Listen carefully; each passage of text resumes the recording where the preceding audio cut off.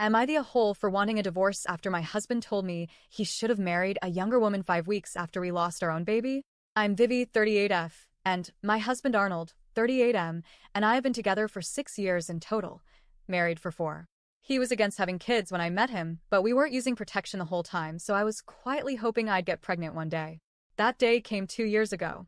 I was ecstatic, but he got mad when I told him I was pregnant, saying it wasn't a good time because we had just moved into our new place and were still settling down. I was really hurt by his reaction. Unfortunately, the pregnancy turned out to be ectopic. I almost died, and the doctors had to operate to remove the baby, which was stuck in my fallopian tube. They had to take out one of my tubes. I was devastated, but I tried to move on. I got a new job and focused on my career. Everything was going super well. Clients came to me day and night. I was at the very peak of my career. But my biological clock was ticking, so I decided to see an IVF doctor. Arnold didn't have any reaction at first. He just let me do my thing, the blood tests, the screenings, etc. Until they checked him, and we found out he had an STD, chlamydia. I was in shock. The doctor said it had been in his body the whole time and had gone undetected. He also told us it was one of the possible reasons we never conceived naturally, due to Arnold's weak sperm count, and likely a major factor in my ectopic pregnancy. Arnold was shocked too. He claimed he didn't know and pointed out that he goes through regular STD checks at work. He's in the MIU. He swore he never cheated on me and that he must have gotten it from an ex. I was in the middle of IVF, hormonal, vulnerable, and devastated. But I chose to forgive him and move on. We continued the treatment, and he became very supportive. Our first round of IVF didn't succeed. So I made a huge decision. I gave up my career to focus fully on this. And finally, after many days and nights of meditation, stress management, and keeping myself healthy, our second round succeeded. I was ecstatic. No words could express how happy I was. And as the days passed, I saw how Arnold started to get excited about the baby too. It warmed my heart and gave me hope. But at 21 weeks, I developed severe eclampsia and HELLP syndrome. My organs were failing. They had to perform an emergency C-section. Our baby didn't make it.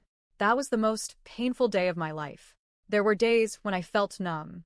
Days I wished I died too. My OB had to force me into therapy because I was falling into a deep depression. With the support of my friends and family, I started to feel a bit better. But the pain is still here. It will always be here.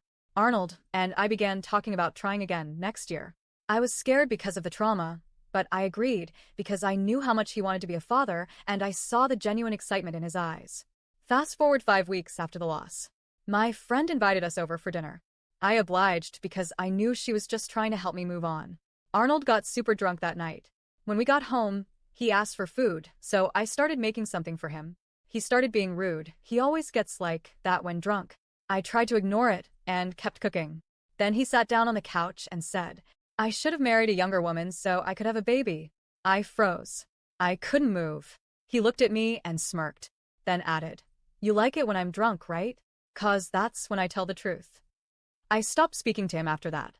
The next day, he asked why I was upset. I told him what he said. He claimed he was probably just joking, but I was sober. He wasn't joking. I know when he's joking, and this wasn't it. He kept apologizing, but I just can't ignore the fact that he thinks that way. That those words were in his mind to begin with. That he said them just 5 weeks after we lost our baby. I know this might sound paranoid, but his father has a long history of infidelity, especially with younger women. And I can't shake the thought that he might become just like him. So now I'm wondering, am I the a-hole for seriously considering ending my marriage to protect myself from further heartbreak?